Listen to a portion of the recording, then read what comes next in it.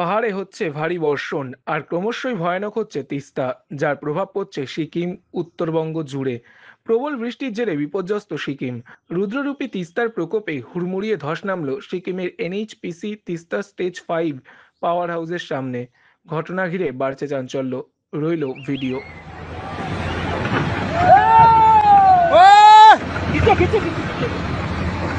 ভাগ ভাগ ভাগ ভাগ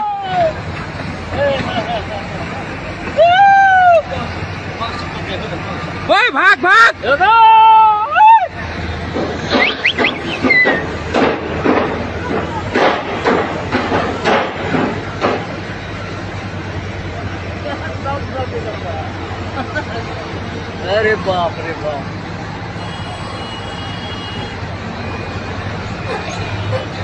ये बिल्डिंग